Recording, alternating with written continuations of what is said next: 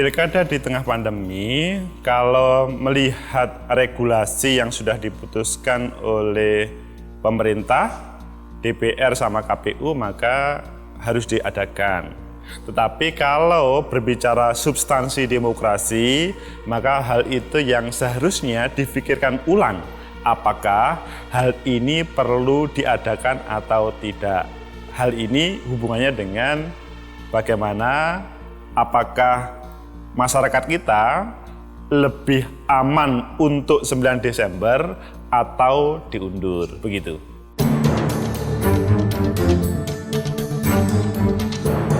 Menurut saya, kalau ini ke 9 Desember itu semakin tinggi kasusnya, penambahannya, maka lebih baik berpikir ulang deh. Tidak harus memaksakan. Tetapi kalau memang menurun atau sama, maka bolehlah dengan jalan protokol kesehatan. Urgensinya itu adalah memang ada perbedaan. Kepentingan pilkada itu adalah memimpin calon pemimpin untuk 5 tahun ke depan, supaya tidak ada kekosongan kepemimpinan. Tetapi di sisi yang lain terkait dengan kesehatan, yang itu lebih penting, hal itu nyawa seseorang harus diamankan.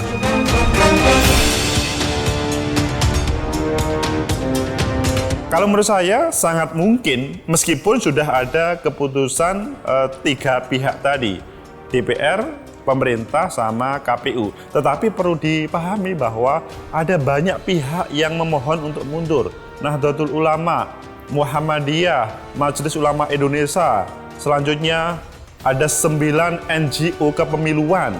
Masyarakat lebih banyak lagi juga berharap. Tetapi sekali lagi pemerintah melihat di Singapura, Korea Selatan bisa berjalan, tetapi di beberapa tempat lainnya juga ditunda sampai setahun. Jadi ada memang beberapa negara yang berlanjut, tetapi ada yang tidak. Yang paling pokok adalah ketika protokol kesehatan bisa berjalan baik, kemudian yang kena COVID itu kemudian berkurang, lah pilkada silahkan berjalan terus. Tapi kalau tidak, ya lebih baik difikirkan ulang deh. Kalau berbicara pengunduran, Undang-Undang 10 2016 itu memang 9 Desember ya. Karena hubungannya dengan akhir masa jabatan sang kepala daerah. Tetapi hal itu yang bisa mengubah itu hanya satu, Perpu. Ketika belum ada undang-undang baru. Peraturan pemerintah pengganti undang-undang bisa menggantikan atau bisa menghentikan. Tetapi pada 2 minggu yang lalu, ini kan pemerintah, maksudnya Presiden, kemudian DPR dan KPU sudah ketemu. Sehingga sudah keputusannya jalan terus. Maka pada saat ini saya menghormati keputusan tersebut, tetapi juga menghormati keputusan MUI, NU, dan Muhammadiyah, dan LSM, NGO kepemiluan. Dan yang lebih penting lagi adalah hari ini ada seorang lokomotif, Profesor Azumardi Azra, yang menjadi tokoh golput. Meskipun dia tidak mengajak, dia secara pribadi mengatakan, saya tidak akan menggunakan hak pilih demi para tenaga kesehatan dan para korban COVID ini. Itu yang paling penting.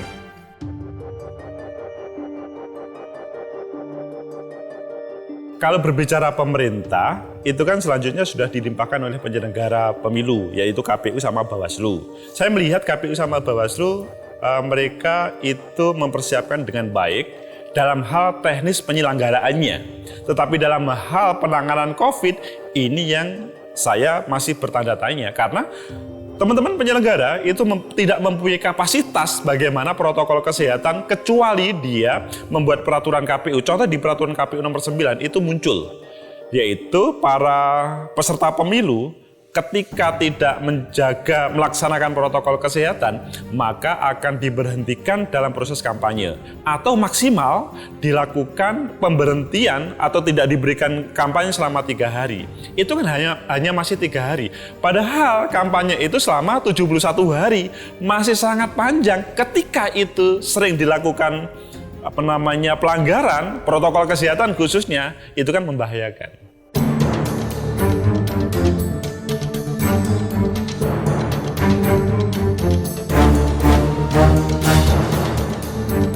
Saya melihat komentar tersebut dan Yang kami sayangkan adalah beliau pertama menampilkan data hanya satu pihak, yaitu dari Pemkot Surabaya, itu pun dari salah satu yang ada di personil.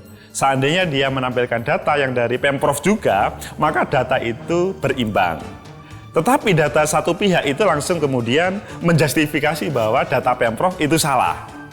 Yang kami sayangkan terakhir adalah pada awal dia mengatakan kami netral, kami tidak terlibat macam-macam. Di detik terakhir dia mengatakan, pilihlah calon kepala daerah di kota Surabaya dan Sumatera Barat yang memperjuangkan. Apa maksudnya pesan itu?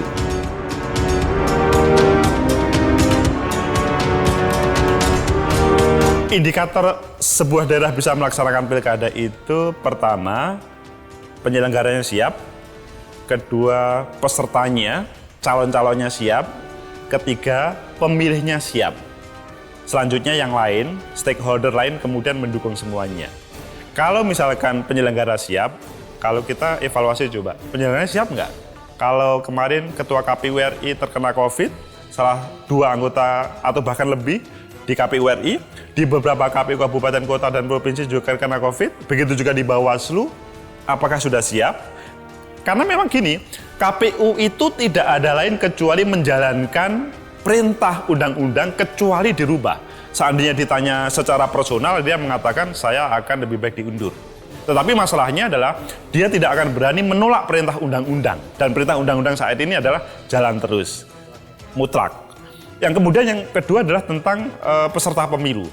Peserta pemilu pada waktu pendaftaran kemarin, itu ada 60 calon yang terkena COVID. Pada waktu protokol kesehatan pada masa kampanye ini bertambah atau tidak, itu yang perlu kita evaluasi. Dan pada waktu itu yang mendaftarkan, meskipun sebetulnya KPU itu memfasilitasi dengan live di Facebook, live di YouTube, tetapi masih banyak yang dengan arah-arahan pada waktu pendaftaran.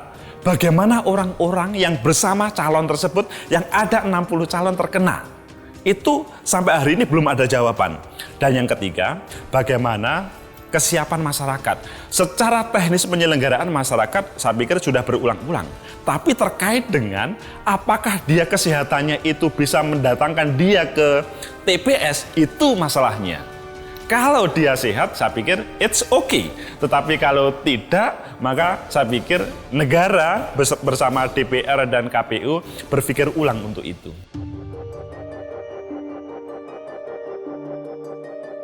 Ngawi sama Kediri menurut saya sebuah catatan demokrasi yang sangat tidak bagus, karena bagaimanapun di situ itu kalau di Ngawi ada 45 kursi. Kalau berbicara 45 kursi pada waktu kontestasi di 2019 itu mereka sosok-sosok yang tangguh untuk bertarung. Tapi mengapa kemudian muncul satu calon? Begitu juga di Kediri itu 50 kursi, dan sebetulnya kalau mengambil salah satu sebagai calon tanding itu juga bagus. Yang disayangkan adalah substansi demokrasi di sini diambil perannya oleh regulasi yang mengatakan semua calon harus mendapatkan harus diusulkan oleh partai politik yang mendapatkan rekomendasi dari DPP partai politik. Kelemahannya di situ. Substansi demokrasi kemudian dimakan habis oleh DPP partai karena semuanya selesai di DPP partai. Teman-teman di DPC yang sebetulnya ada aspirasi yang lain selanjutnya tidak bisa berbuat apa-apa. Akhirnya kemudian hanya muncul satu pasangan. Ini sebuah kritik yang menurut saya menjadi pemikiran teman-teman di Kediri dan di Ngawi.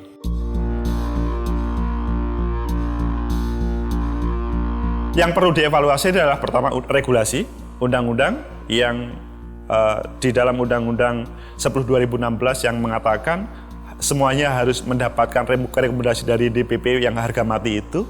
Kemudian yang kedua adalah perilaku politik dari DPP dan DPC yang seharusnya bisa komunikatif, tidak searah seperti Orde Baru.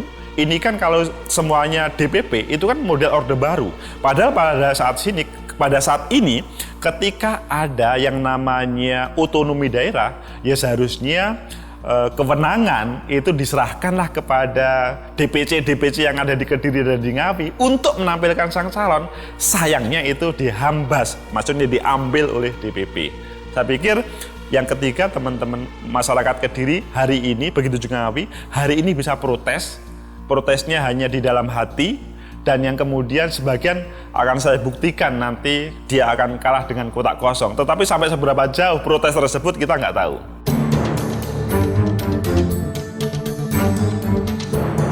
Peran dunia pendidikan dalam proses pilkada itu pada saat ini memang tidak semaksimal seperti kemarin. Karena bagaimanapun pada saat ini pandemi COVID, sehingga berbicara mahasiswa untuk bagaimana edukasi tentang pendidikan politik itu ya semuanya berbasis daring. Tetapi ada nilai plusnya sih berdaring ini, yaitu mahasiswa pada mempersiapkan 9 Desember nanti itu tidak harus pulang kampung. Kalau dahulu, contoh orang yang dari Jakarta, kuliah di Unisa begini, atau Medan, atau taruhlah yang jauh, yang Banyuwangi atau Jember. Dia hanya pulang kampung untuk memberikan hak suara, mencoblos, itu menjadi masalah. Karena apa? Saya harus mengeluarkan uang 100,5 juta atau 1 juta demi satu coblosan sesaat, ya lebih baik lah. Ini keuntungan ketika daring dalam suasana ini.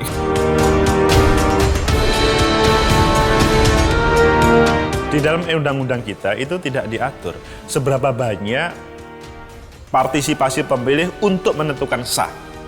Jadi berapapun, memang juga berbicara di Amerika, kalau kita ngomong Amerika ya, tidak pernah yang namanya pemilu di Amerika itu melebihi dari 50% kehadiran pemilih. Dan di Indonesia pada waktu kemarin sudah 77,5%. Pada hari ini KPU juga mentarget 77,5%. Itu sebuah harapan yang bagus untuk kehadiran atau partisipasi pemilih. Meskipun saya selalu mengkritik terkait dengan partisipasi ini, pada waktu Orde Baru itu partisipasi pemilih hampir 100%. Tetapi pasti dikritik karena keterlibatan birokrat atau rezim bagaimana pemilih itu bisa hadir, tapi mengarahkan kepada salah satu itu menjadi masalah. Semoga teman-teman KPU saat ini ketika mentarget itu tidak ada hubungannya dengan semacam yang dilakukan oleh pengalaman Orde Baru, yaitu diarahkan kepada salah satu calon. Tapi saya percaya kok teman-teman sebetulnya niatnya baik, semua rakyat itu bisa berpartisipasi untuk hadirnya pemimpin yang terbaik di daerahnya.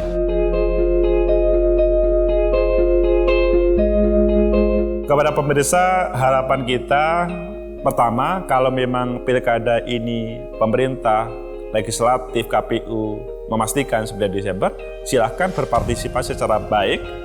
Maksudnya hadir di TPS, sebelumnya harus dipastikan calonnya adalah yang terbaik. Dengan tanpa politik uang, karena politik uang itu akan mengancam demokrasi. Selain calon yang bersangkutan akan bisa didiskualifikasi, sebagaimana di pasal Undang-Undang 10 nomor 2016. Kemudian terkait dengan para pemirsa yang bagian sang calon, coba berilah contoh protokol kesehatan. Kalau pada pilkada khususnya 71 hari kampanye ini teman-teman calon tidak memberikan contoh, sangat mungkin 5 tahun ke depan ketika terpilih tidak akan menghadirkan terbaik, tetapi selalu melanggar peraturan-peraturan yang telah dibuat dirinya atau peraturan yang dibuat oleh pemerintahan pusat. Semoga hal ini bisa memberikan konstruktif untuk daerah masing-masing.